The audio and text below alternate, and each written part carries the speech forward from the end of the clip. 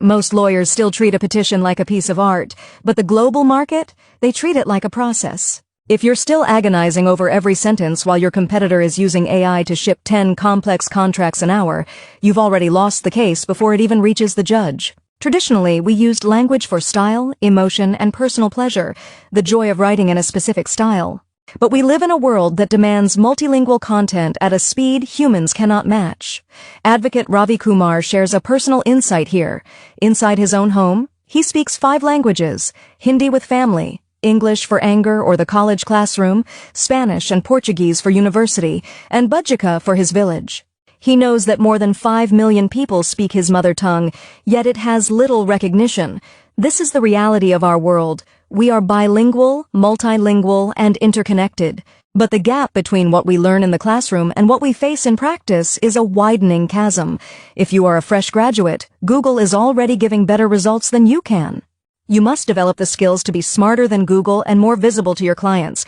It's time to stop being a drafter and start being a powerhouse in the world of legal mass production. So what is there is in languages AI-driven world. See, traditionally we have used languages as a point of communication. We communicate. Certainly, in future also we will continue to communicate. But in that communication, we used to have pleasure by writing, in a style, talking in a style, using appropriate words at a certain point, including adding values like emotions. But slowly and slowly, because of need or desire of humans to communicate with people across the globe in a much faster way, the desire for development of multilingual content has gone up, because many of we individuals, humans, are not unilinguals. We are bilinguals or multilinguals. In my case, I speak 5 languages at a time. Inside my home, I talk in Hindi with my wife and family. When I get angry, I talk in English. When I go to colleges, I talk in English. When I go to my university classroom, I talk in Spanish. When I go to my village, I talk to my people in my village language. With my mother, my brothers and sister, I talk in a language called Bajika. That is language spoken in Bihar, spoken by approximately 5 million people plus. But still, it is a regional language with very little recognition. Whereas if you look at figures in Europe, many countries have that number of population and they fight for their languages. So just imagine the skill that we are talking about in India. 5 million people is speaking that language with very little recognition. We do not have our own, I will say advanced literature books, but now people are focusing on it. They are fighting for identity. Similarly, my friends,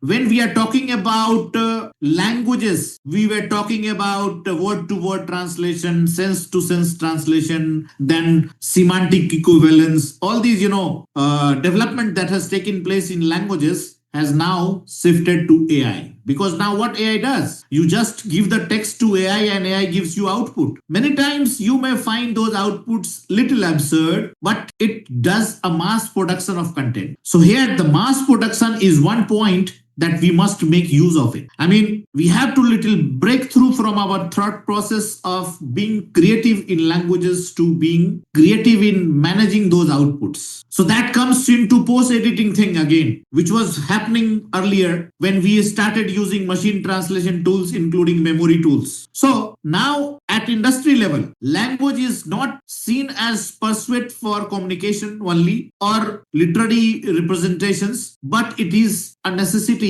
and part of a process, and it must be processed as fast as possible. And that's why AI has come into picture, because that caters to the need. When I say need, it is functional need. The creative need is still, coming into picture. But when we are talking about large scale consumption of content after content boom, Google phenomena, as well as rise of internet, use of Wi-Fi, use of mobile telephony. So my friends, what is happening in classrooms, whatever we learn, and in practice, whatever we face, there is a big gap. So learning is just a foundation. I mean, if you are a graduate, let's say in a language, Google has started giving better results than a fresh graduate could do. So what is happening? We have to fight those points to be made available to the market, and that is to develop skills. Those skill sets which make you smarter than Google, those skill sets which make you more visible which you more connected to the clients. And in order to make your clients happy and deliver them desired results, you need to create a system. And this system can be created individually or with the team. And above and all, while doing this, if we build trust, that matters a lot. Otherwise, all efforts go in vain. And of course, when all these things are tested, you have opportunity, you have funds, you have clients, you have team, you diversify and scale into a bigger business and make an enterprise. Share your thoughts below,